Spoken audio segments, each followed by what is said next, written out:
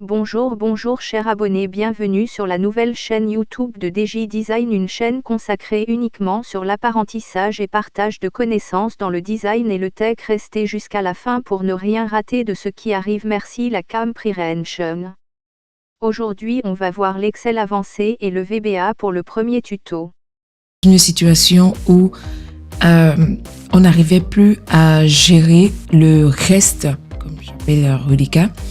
C'est une entreprise de fabrication de portes et il fallait souvent écouler le stock et on se rendait compte que à chaque inventaire, on se retrouvait avec des éléments qui n'étaient pas pris en compte ou alors qui étaient mal gérés et ça finissait à la poubelle. Donc quand on dit poubelle, on dit un coût pour l'entreprise.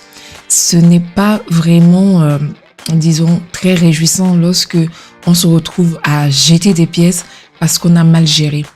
Donc, il fallait mettre en place un outil qui allait permettre non seulement de venir ici à consulter le stock d'abord, voilà. Donc, à chaque fois qu'on avait un ordre de fabrication et qu'on devait utiliser un certain type de porte, il fallait d'abord consulter le stock de ce qu'on avait dans une autre zone plus ou moins dédié. Quand je parle de stock de fabrication, je ne parle pas de stock de matières premières qui est géré par les appros.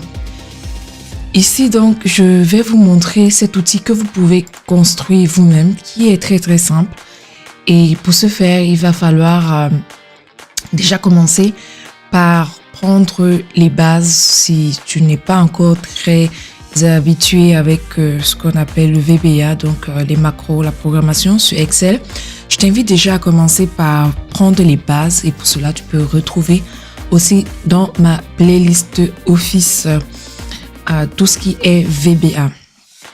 Tu verras les bases et tu verras également comment construire un programme, créer un programme VBA assez simple sur Excel.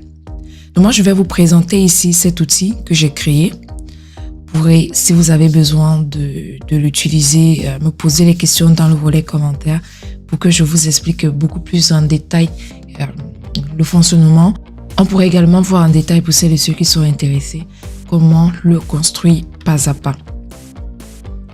Donc, comme je disais, vous n'avez vraiment pas besoin de dépenser beaucoup d'argent pour acheter des logiciels de gestion. Moi, ici, dans Excel, je vous montrerai à peu près comment il fonctionne cet outil. Ici, vous verrez par exemple ici des éléments qui sont utilisés pour cet outil. Si je reviens dans l'interface et que je vais visualiser le stock, j'ai ici certains éléments, comme je disais, c'est la fabrication de portes. Mais vous pourrez également, si vous voulez faire la gestion de stock alimentaire, vous pourrez avoir ici par exemple des boîtes de conserve de cornichons, vous pourrez avoir ici des champignons, bref, tout ce que vous avez dans votre stock. Si c'est des vêtements, vous pouvez avoir aussi des vêtements hommes, femmes, enfants. Vous pouvez avoir, je sais pas, des produits d'entretien, notamment Célibrante. Vous pouvez avoir aussi des produits de la cuisine. Bref, ce que je vais vous faire comprendre ici, c'est que cet outil peut être adapté suivant votre activité. Donc, comment il fonctionne? L'idée ici, c'est par exemple, si je veux faire une entrée de stock, je vais déjà visualiser mon stock. Je sais par exemple que ici, pour cette typologie de produits, on va dire ça comme ça, j'ai 200 en quantité, donc ce n'est pas la peine de recommander ceci tant que nous n'avons pas fait de sortie sur ce produit. Sinon, on risque d'avoir un surstock, on risque de ne pas le vendre. Et ce qui va arriver, c'est que à la fin, on va se retrouver avec ces produits sous la main. Et soit il y a plusieurs façons de faire sortir ces produits, c'est de faire des promos sur les produits et permettre ainsi aux clients de l'acheter en promo. Donc ça veut dire que déjà l'entreprise est en perte parce que si on fait une promo, ça veut dire qu'on veut écouler le stock et ce n'est pas bon. Ici par exemple aussi, on sait que pour cette typologie de produits, on en a 7. Il ne faut pas rentrer dans ce type de produit. On regarde ainsi comme ça et on se dit, OK, nous allons peut-être rentrer cette typologie de produit dans SimplePort et 2, 3. On vient là dans l'interface, on fait entrer en stock.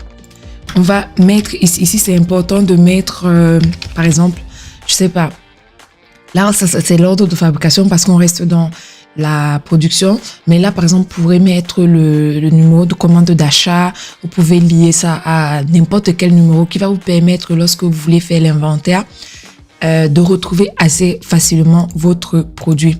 Donc ici on a dit on va rentrer du SimplePort et du 2-3, on va rentrer du 69 en quantité, on fait valider, l'enregistrement est fait. On revient dans la visualisation du stock et on voit ici nos produits qu'on a rentrés. On peut faire pareil également pour, par exemple, le CRNG là, on va prendre du 8-6, on revient à l'interface, on fait l'entrée de stock, tac, tac, tac, on va mettre notre référence, on a dit du CRN, du 8-6 et on va rentrer 12.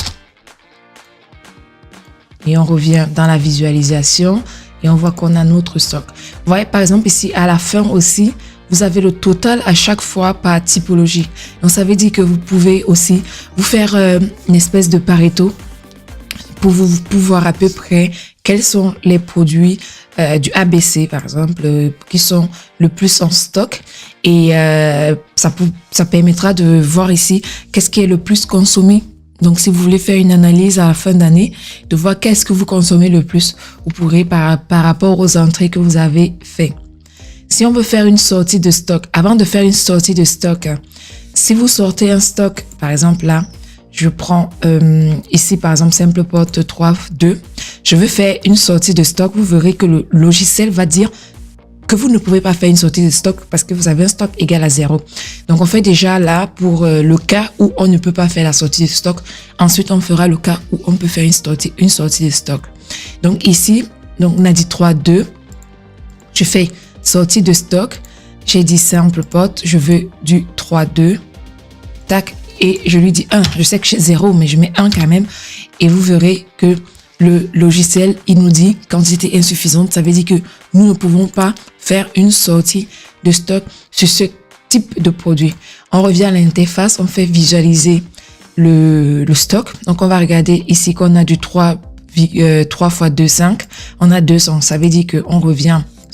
On se capte pour la suite avec un nouvel tutoriel à la prochaine.